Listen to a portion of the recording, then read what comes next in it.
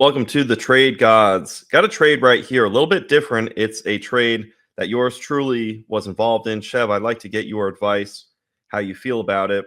I'm in a Dynasty rookie draft still this time of year. Scott Fish Bowl, just last Saturday in Charlotte. I'm there, and my rookie draft happens to go off. This is a $200 league, so it's funny for the amount of money. It seems kind of casual to wait this long, but hey, such is life. Got a trade here with a league mate. I'm on the clock, OTC. Ready? This is the strategery. 109, I have 109. RJ Harvey's on the board, Emeka Egbuka, Caleb Johnson. Those are the three. I want two of the three.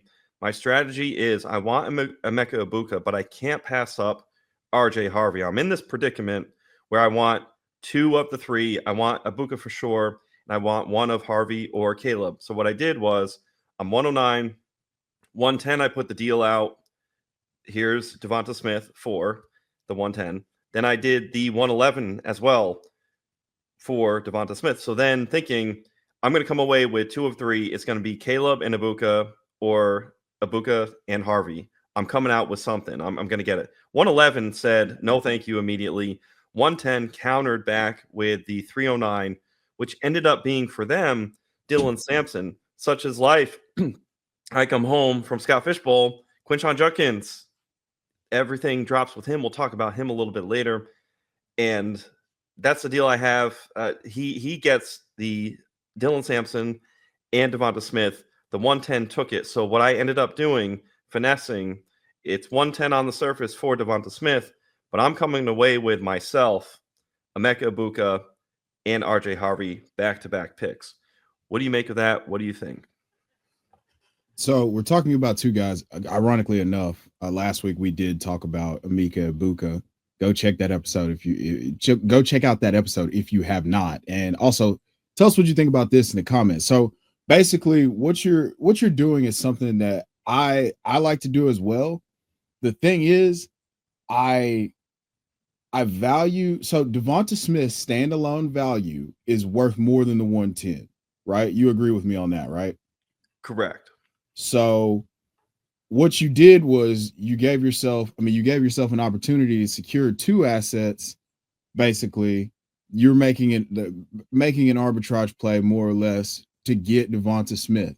So you've got in this instance, that 110 and having confidence in a range of players being available. There's three players, only two spots. So one of your guys is going to be available here. But if I go back to back, I just get my choice of the two. So that's a little bit, that changes the math on this a little bit more. I think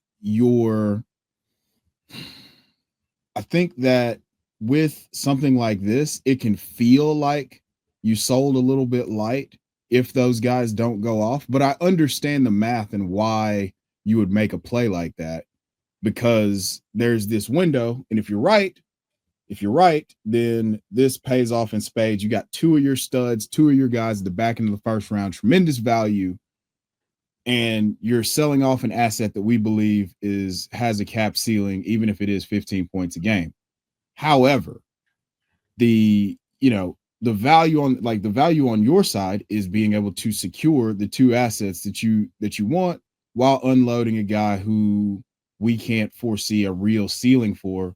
Whereas Emeka Egbuka and RJ Harvey or Caleb Johnson portend to both probably have heavy workloads in year one, with Emeka Egbuka being insulated by the contract value draft capital value and the clarity of situation outside of 2025. So I have done that a couple times. I like making that play. You have to be careful, because the mistake that I've made when doing this before is not taking into account the return back to elite performance that we could get from a guy like DeVonta Smith. I did that a few years ago with Mike Evans going into his age 29 season, right? So you're thinking like I'm closer to, you're closer to the end than the beginning. You might want to get out, you want to get out while the asset still has some value, but they can continue to be awesome, especially when they're a first ballot Hall of Famer. So DeVonta Smith doesn't fall into that. He's really good. But All that being said, I like the play being made here because you secured two of the assets. So while it is essentially the 110 and 309 for DeVonta Smith, you secured two assets, whereas there was no other way that you were going to get that done. Or So, time to get it done. like, if I'm separated elsewhere in isolation, this deal, it may feel better for the DeVonta Smith side, but because of what the board presented me in the rookie draft, I felt the need of, hey, there's some value that has fallen in RJ Harvey making it to me. So I was expecting Harvey to make it to me at the 108. But then again, I really did want Caleb Johnson. I really like him as well. So I had 3 for 2. And if I could secure 2 of the next 3, I could get 2 of the 3 that I wanted. That sounds very convoluted, but hopefully you follow. Here's an issue with DeVonta Smith. He's kind of like Jalen Waddle, except with Jalen Waddle, we see an opportunity arising with the exit of Jonnu Smith. We see pass volume being there. For the Philadelphia Eagles, that pass volume is very low. But in all 3 seasons for DeVonta Smith, targets and receptions have gone down. Last season, to be fair to DeVonta Smith, he did play 13 games, so there is a little context there. This is just like Jalen Waddle, though, except it's going in the opposite direction. So I feel like I cashed out in a timely manner, and I'm super high on a Egbuka. Last week, you and I squared off against Egbuka. Adunze. It was essentially a 1-for-1. I take Egbuka, you take Adunze. I love having plenty of Adunze, but I'm going to take my stand on Egbuka.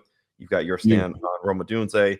Our Rome Odunze Adonai Mitchell conversation we had earlier today about their separation ability. You know, we like Adonai Mitchell too, but we don't have to pay up near these prices. Exactly. Speaking of high prices, though, this was a good one. This actually came from the Player Profiler Trade Analyzer. I looked it up, tried to make something even, and it's pretty cool and neat to see that in this poll that I ran on Profiler now, we have very much an even split. 12-team PPR, Superflex, 0.5, tight end premium, start 9.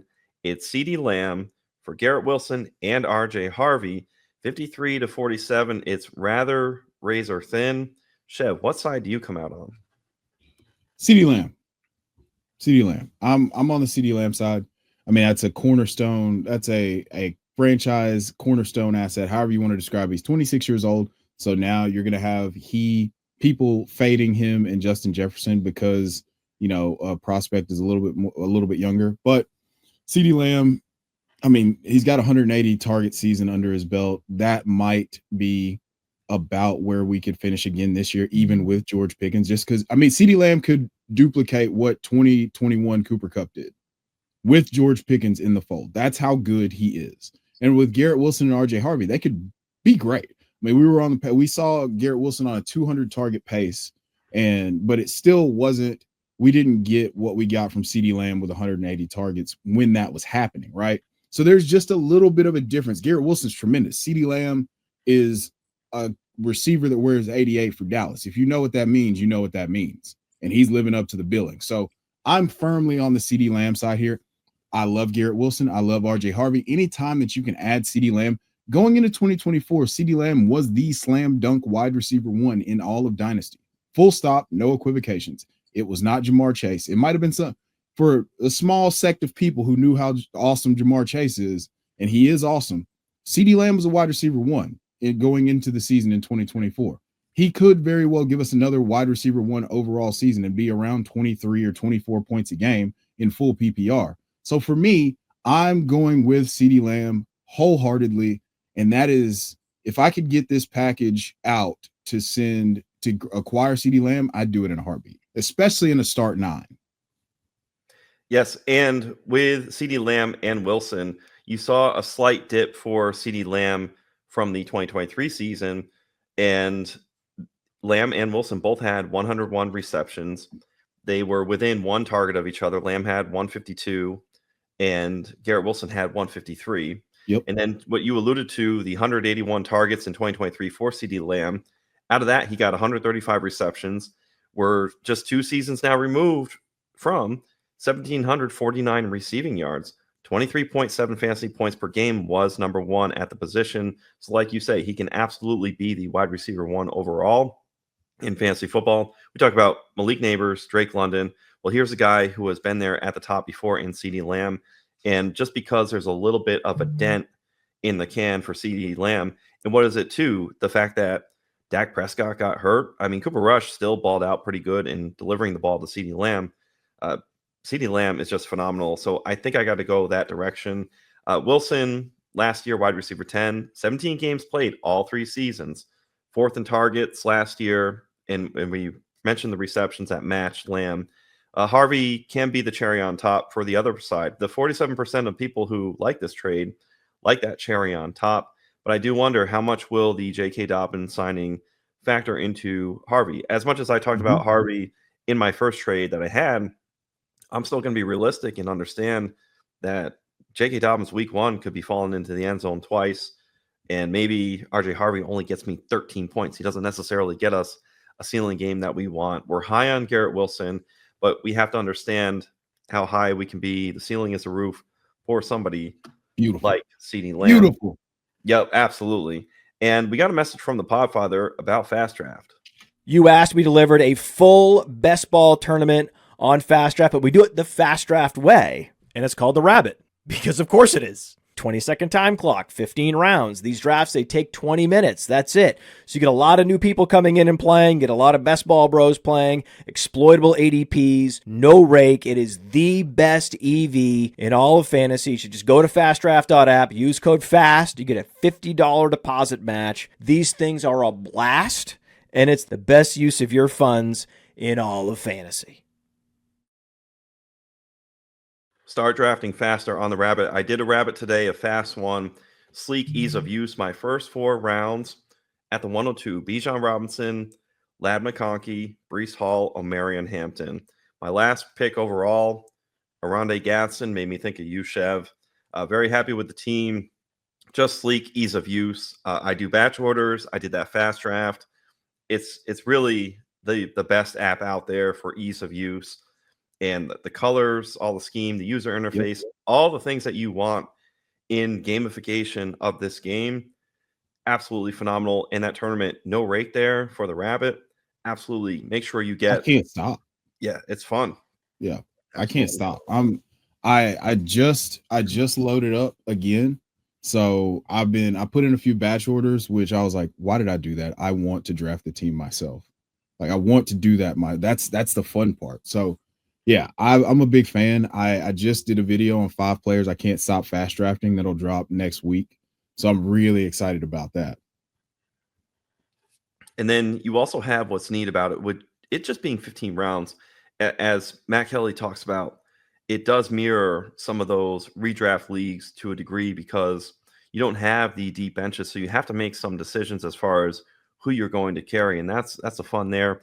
I tend to go 2 quarterback, 2 tight end, and I stuff running back and receiver a little more even, or I give one or the other a little bit more advantage, depending. So that's been fun. And you kind of have to make choices. You have to make stands. There's going to be some players that you leave undrafted, and then there's players that you can scoop that are undrafted that can give you leverage against a field where you're different in rounds 14 to 15. A whole lot of fun there.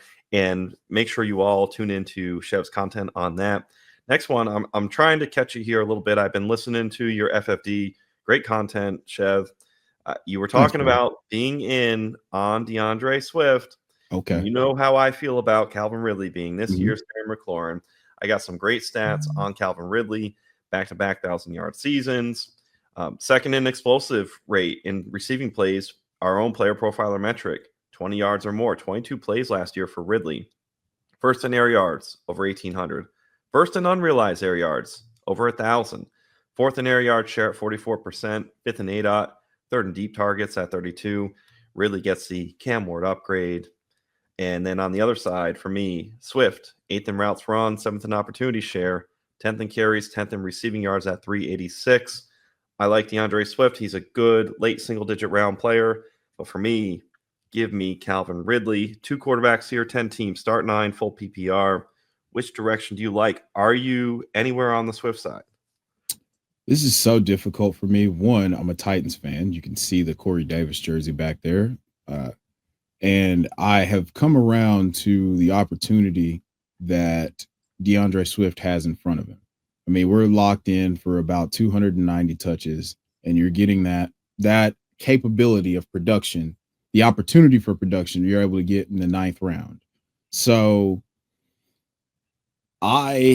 this was a more difficult decision, but we're going to side with the player that is a little bit more talented, in my opinion. DeAndre Swift's been a fine player. He's averaged at least 12.6 full PPR points, which is where Calvin Ridley was last year with awful quarterback play. And I think that Calvin Ridley, though, this year with Cam Ward, I've had some aggressive visions, and I feel like Calvin Ridley could be a walking 1,408 to 9 touchdowns and really giving you the season that is commensurate with his talent. It's a lot like Amari Cooper when he first got to the Browns, and we thought it was going to be good with with Deshaun Watson, but it ends up being really good with Joe Flacco. We could get a full season of that with him and Cam Ward. And you've already seen Cam Ward speak about what type of receiver and how much of a leader in the wide receiver room he is. So we're going into the second year of a 4-year contract. So I have that working in my favor as well. Calvin Ridley is 31 years old, but he came in the league at 24, and he doesn't have the wear and tear that you would expect. And he does have just a suddenness about him, but the route running savant level, Devontae Adams, Keenan Allen, that professional Amari Cooper, professional ability to get open.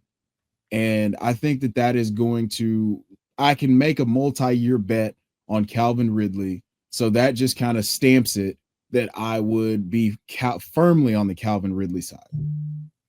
And something with this trade you have to think of is all of my most success is when I have a trade. I was just thinking about this about an hour ago. When I think of the other person's team and have the most thought towards them, I have the most success in my trades. That's not saying, hey, dump over, you're Santa Claus and you're just giving away everything for the other team.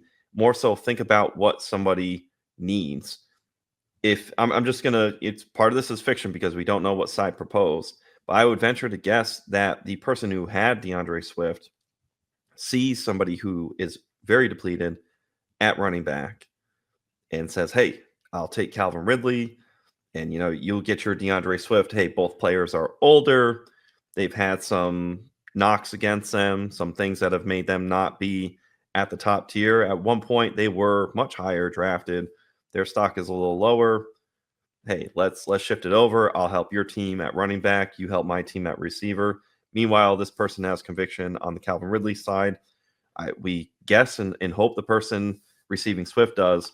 But that's somewhere where you may think, hey, Ridley takes this. But 1-for-1 in a vacuum, if you see the sides for teams and you look at what a team needs, if you've got depth somewhere, my God, go out and send out offers from your depth to other people's weakness and go shopping with some players that you want. You're not defrauding anybody. You're just finding a way to seek value, and you gain more respect from people because, hey, you gave an equitable, thoughtful trade to them. You didn't think about ripping off or who wins in a trade. You just made your team better if you're getting Calvin Ridley. And if you're low on running back, and maybe you're deep at receiver, you can afford to expend somebody like Calvin Ridley. So this is where some of these 1-for-1 deals can absolutely work. Now, speaking of 1-for-1, Chev, Jalen Hurts, Joe Burrow, right at the same tier in Superflex drafts, 4, 5, redraft, and at the top of rankings. You're going to find Jalen Hurts, Joe Burrow. They're like their own next tier after Daniels, Lamar, Josh Allen. 2 quarterbacks, Superflex, of course. It's what we deal in. 12 teams, start 13, full PPR, 1 point tight end premium. I would just venture to say you could have almost any amount of teams, any amount of starters. There's just no way to make this more tantalizing than it is right now. And whichever side that you land on, it's 6 in one hand and a half dozen in the other. Obviously, the floor lies with Jalen Hurts. He's extremely durable. He gives you the rushing upside. He gives you basically one of the most efficient quarterbacks, I believe. was listening to either Ryan Heath or Sigmund Bloom talk about fantasy points per dropback, and he's one of the top 3 in the entire NFL in fantasy points per dropback on a per dropback basis. Jalen Hurts is still one of the most efficient quarterbacks. The problem is they don't throw it enough. And so on the other side, we have Joe Burrow. I mean, he's this generation's Marlboro man. He is the cool kid and has all the aura, as the kids say. And he's out here chucking bombs and not effing people's moms, but he's chucking it to Jamar Chase a bunch to the tune of 4,943 touchdowns. So you have this insane ceiling for a pocket passer who can give you a little bit on the ground. He did have a 46-yard touchdown against the Giants on Sunday Night Football last year. So he's not a statue. He's not Tom Brady in the pocket, but he's not going to give you 4 straight years of double-digit rushing touchdowns like Jalen Hurts did. Jalen Hurts has the tush push, which is the ultimate weapon here. Joe Burrow has the nearly unlimited passing ceiling. I have to go with the player that I own the most of here, and I'm going to go with Jalen Hurts. I'm going to take the safety. I'm going to take the security, and I'm going to go Jalen Hurts here, but I don't fault anyone who lands on the Joe Burrow side.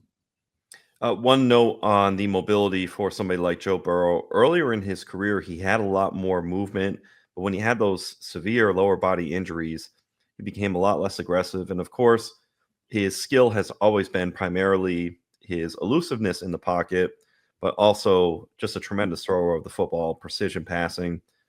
He caps out about 200 yards, so you don't expect much more than 200 yards, Konami code-wise. I'm just going to split the baby. In a 4-point passing touchdown format, I want Jalen Hurts. Give me all the Hurts. Mm-hmm. In a 6-point where there's 3 or 4 touchdown passes being had, to your point where Jalen Hurts doesn't throw as much, give me Joe Burrow. And Joe Burrow was QB3 last year, and it was purely on passing, just near 200 yards rushing on average every single season for him. He had more of that Konami side upside earlier in his career. Well, last year, just missed 5,000 yards passing, 49-18 passing yards. First in pass attempts with Joe Burrow, red zone attempts, passing yards, air yards, money throws at 25, passing touchdowns with 43, number 1. Burrow gets all those in those metrics. Hurts gets there with the rushing equity. Even Chase Brown is an excellent pass catching running back, and you're going to have a second season of having to run it back. You know, whatever the Bengals put out on the scoreboard, it's coming right back. Oh, you're up 7-0. Hey, guess what? It's tied. Oh, you managed to have a 3-and-out here. Well, guess what? You'll never believe this, but your defense just gave up another touchdown. Now it's again, and it's just a seesaw back and forth, and it's wonderful for us, and we're actually about to get the same thing.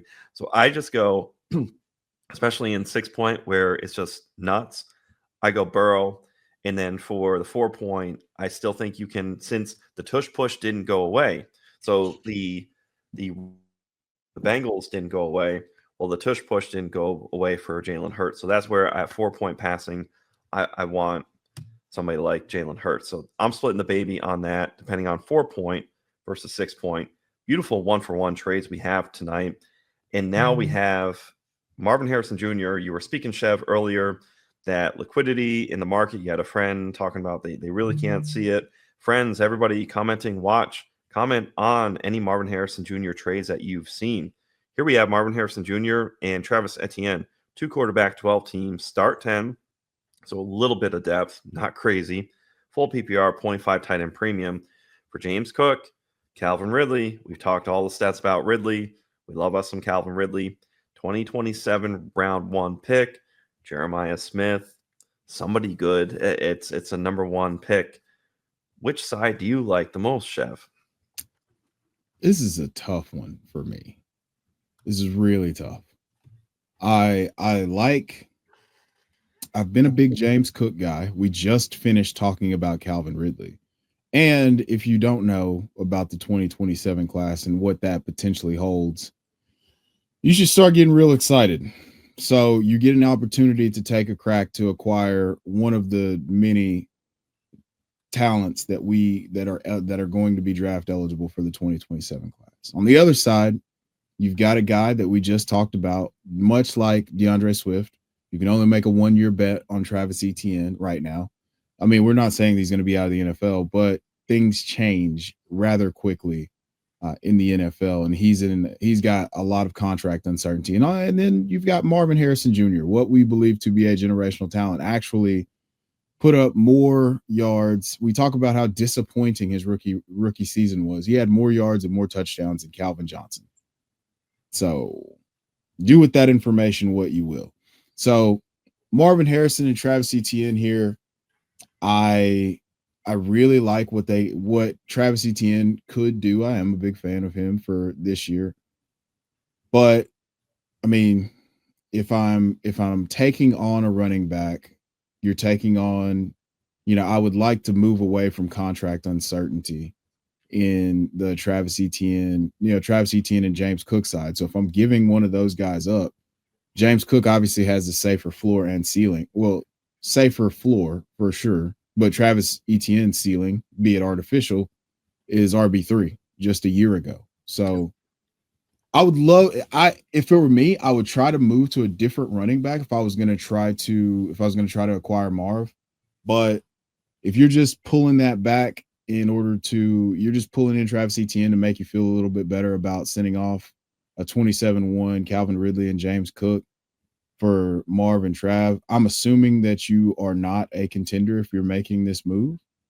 Because I don't necessarily. It's tough. This is really tough. You know why? I think what it is, and this is what's rolling through my head, is if you're trying to play a little bit for the future, you're acquiring that 27-1. Yeah. But then you're juxtaposed with 31-year-old Calvin Ridley, who we love in the present, but isn't necessarily a long-term asset, but 2-year window, maybe, right?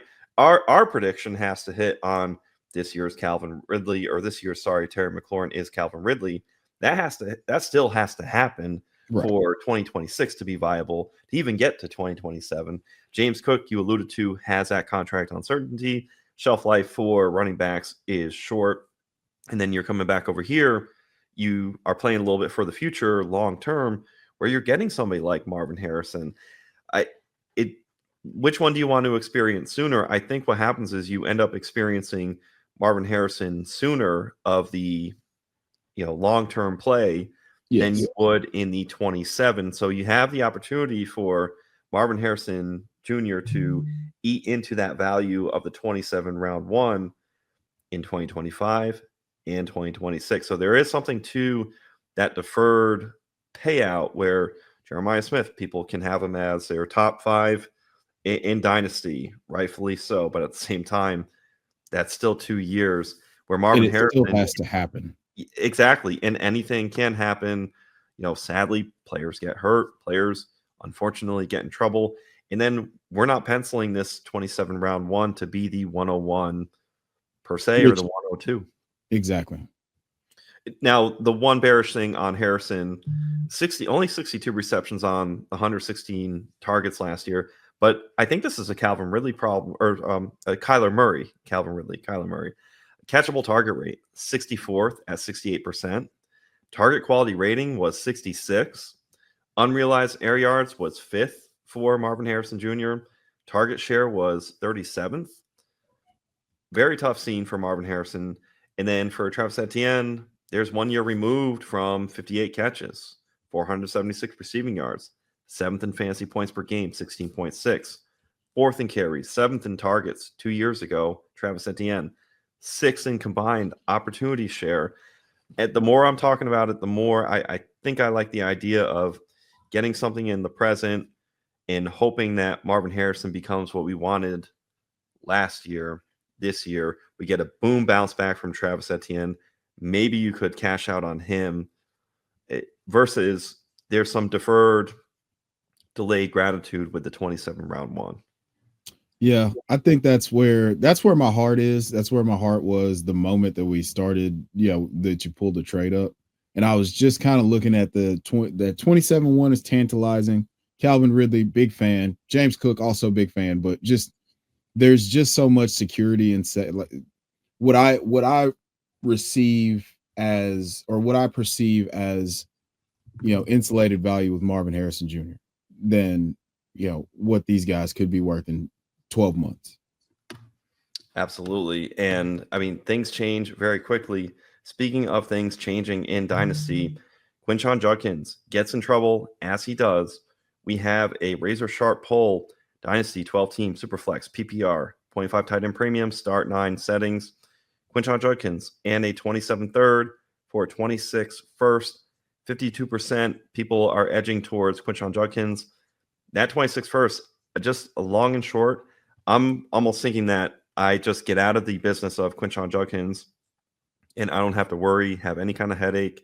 It's looking bleak right now. You have the traffic of Dylan Sampson and Jerome Ford. It's going to be a mess in Cleveland. I was already team Caleb versus Quinshon Judkins in 2025, just for the fact that it was going to be messy already. Now it's a messy situation off the field. Who knows when QJ is going to end up being back on the field. You hope things can right and that his career can be something. This is a very serious incident, but as far as fantasy football relates, I actually have to side with the 26 first because I just get to re-roll. I'd have 2 picks, and then I've got a first in the chamber if I want to dole out as I'm contending for somebody who may end up being better than Quinshon Judkins. What's your take, Chev? That's a safe thing to do. I'm a big Quinshon Judkins guy, but I got to put the power tools away for this one because I don't want to use power tools right now. I just want to be real sad about this. I would like to not be answering or discussing, anything other than him being awesome at football. So if I wanted to get out of the business, I wanted to be safe and just say, hey, I'll take another chance. I'll take a chance on another running back. I'll bank this 26 first and we'll try again another time. I'm fine with that because that 26 first, come trade deadline time is going to be really, really burning a hole in your pocket to add to your lineup, especially if you're a contender. So while my heart goes out to the victim, if what he said is true, and if it's not true, my hopes and thoughts are that he's back on a field and doing good things once they get him under contract as soon as possible. I have to go with the 26 first here. And then it just gives you liquidity where you have such a full range of players. Maybe as your team is going along, you need receiver help and you don't even realize that, today it looks all clear. And then come November, you're sitting there thinking, oh, I need a wide receiver. Now I'm going to utilize that first and go and get somebody special. One more note on Judkins before we head out. Here's another one, same settings that we had spoken to. Quinshon Judkins in a 26 round 2 pick for James Cook. This one cooked in favor of Quinshon Judkins at 65% to 35%. Chev, which side do you like here? With there's a little uncertainty on Cook, but that's more money. Money can get hashed out. What do you think? This is tough. I've already espoused my love for Quinshon Judkins, and now talking about James Cook. The only reason that I would be out on James Cook is just the contract situation. But I do think that that's going to get worked out. So I have to go with James Cook. I think that James Cook could go anywhere and still, let's just say that Buffalo decides to let him walk and, the Cowboys running back situation beyond 2026 is wide open. And they're like, hey, man, we'll pay you $14 million a year, 25-year-old running back. That's going to be middle of the market. That's going to be top of the market money, but it's $14 million for a team that thinks they're going to contend for a Super Bowl. So he could go to a lot of places and the outlook changes. The outlook right now for Quinshon Judkins is we hope that this goes away very soon. And so if you want to have an asset that you could move around more so as a chess piece, the problem with Quinshon Judkins is that you can only buy him right now. Whereas you have the flexibility to acquire James Cook and then include him in trade packages that he adds value to. Whereas Quinshon Judkins, it's going to be difficult to do that unless the owner approaches you about that. It's a buyer's market for somebody like Quinshon Judkins. So essentially, if you kind of feel funny or on the fence, stay away, withdraw. Sometimes no move is the best move in a situation like this. So don't feel like you got to force your hand. We have been Trade Gods. We will see you next week. From the Podfather to you, I deeply appreciate you tuning in. And many ask, what can I do? What can I do to help support the hosts, the research they do, the production costs? Go to playerprofiler.com, Dynasty Deluxe, World Famous Draft Kit, Rankings, DFS Dominator, and of course, data analysis. Subscribe to any one of those, and you support all of us and take Player Profiler to the moon.